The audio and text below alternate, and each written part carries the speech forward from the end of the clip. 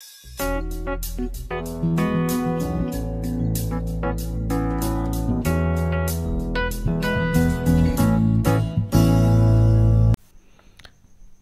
donc de notre étude sur les ordonnances lévitiques. Quelle joie, quel plaisir pour ma part. Il faut dire que quand j'ai commencé, j'étais vraiment tout excité. Mais avec le temps, la tâche m'est apparue un peu plus corsée. Mais j'avais vraiment plus qu'une excitation. Je crois bien une motivation de la part du Seigneur, parce que c'est au fil et en aiguille que j'ai vraiment vu et compris le pourquoi de cette étude. Je dois reconnaître que je n'ai pas vraiment tout apprêté, au fur et à mesure plutôt que j'avançais. Un peu de recherche aussi m'ont permis de mieux comprendre certaines ordonnances, mais quand même, je donne toute la gloire au Seigneur parce que c'est sa lumière qui m'a accompagné. Il y avait des ordonnances qui paraissaient plus difficiles, des ordonnances qui ne semblaient pas évidentes. Notamment, je prends l'exemple lorsqu'il était question de parler des imperfections, face aux imperfections par exemple. Je ne comprenais pas exactement ce texte. Également, scanner d'un cœur malade, je ne comprenais pas ce texte. Et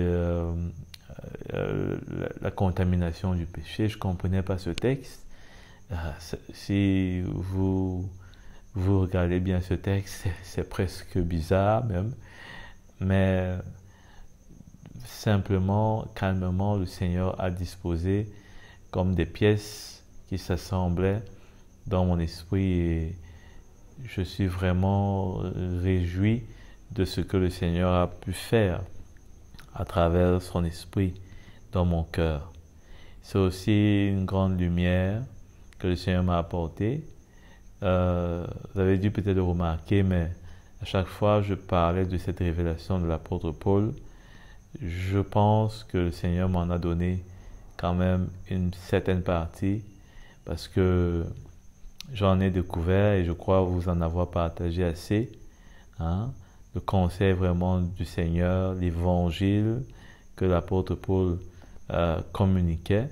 Et je crois que si vous avez observé, pratiquement nous avons balayé toute la Nouvelle Alliance, les évangiles, un peu de l'Apocalypse, bien sûr qui n'est pas ici revenu fréquemment parce que l'Apocalypse, disons, peut mieux s'adosser sur les livres des prophètes tels que Daniel, Osée,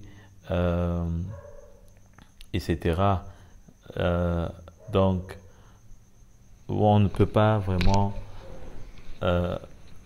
disons, être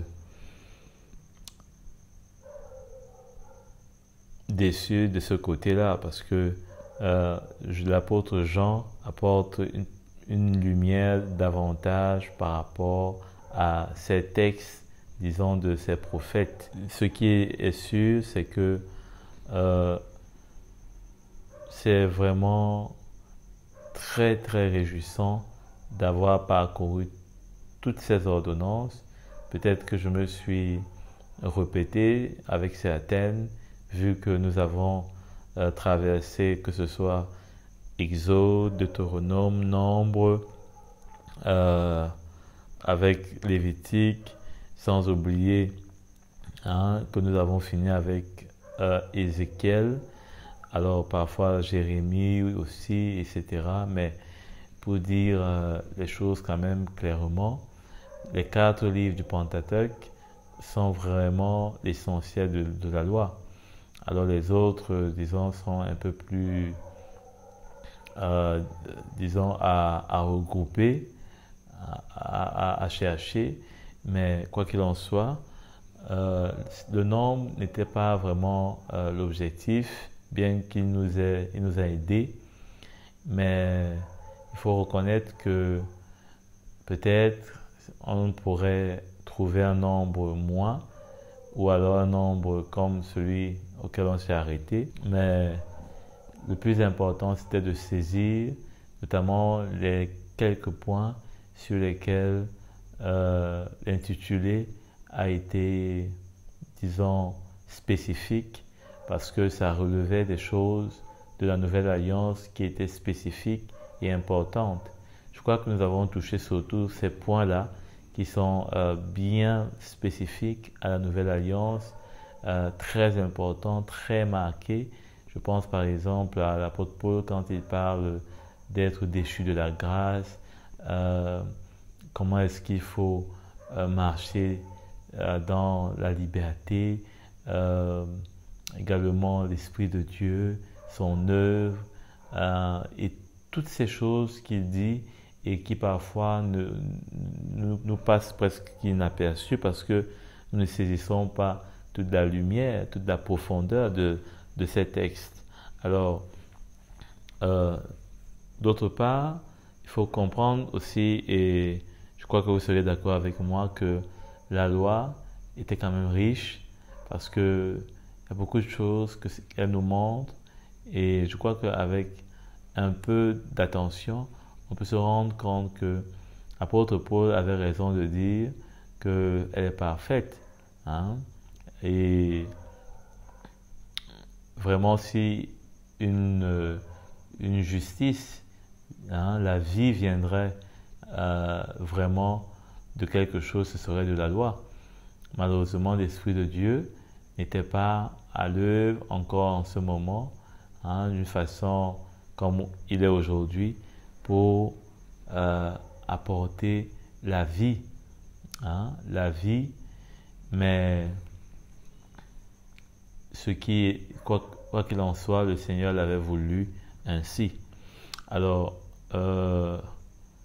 dans Marc, un dernier texte pour la route qui va continuer parce que nous allons profiter de cette lumière pour d'ailleurs continuer avec d'autres séminaires qui seront aussi très riches, je l'espère, hein, avec enfants, toute cette lumière que le Seigneur nous a donnée. Hein. Donc, nous allons mieux développer cela dans ces séminaires-là. Donc, Marc au chapitre 10, à partir du verset 17, il est écrit: Comme Jésus se mettait en chemin, un homme accourut et se jeta à ses genoux devant lui. « Bon maître, lui demanda-t-il, que dois-je faire pour hériter la vie éternelle ?» Jésus lui dit: « Pourquoi m'appelles-tu bon? Personne n'est bon si ce n'est Dieu seul. Tu connais les commandements. Tu ne commettras pas d'adultère, tu ne commettras pas de meurtre, tu ne commettras pas de vol, tu ne porteras pas de faux témoignages, tu ne feras pas tort à personne, honore ton père et ta mère. » On a vu tous ces commandements. Alors, il lui répondit: « Maître, j'ai respecté tous ces commandements dès ma jeunesse. » Donc peut-être que vous êtes jeune alors que vous écoutez ce message, c'est pas moi, trop, hein, quoi qu'il en soit. Ce qui est important, c'est ce que Jésus va dire par la suite. Hein. L'ayant regardé, Jésus l'aima et lui dit. Hein, donc Jésus l'aima, c'est fort. Hein. C'est ce que Marc dit ici, Jésus l'aima. Hein. Il l'aima et lui dit. Donc parce que, eh bien, Jésus savait que cet homme avait respecté tous ses commandements, et il dit dès sa jeunesse. Quelle grâce, hein, de connaître le Seigneur dès notre jeunesse. Quelle grâce de savoir que Jésus a un amour pour nous, hein, parce que déjà nous sommes jeunes et il nous voit que nous sommes concentrés et consacrés à ses voies. Et comment est-ce qu'il voudrait encore nous donner plus, hein?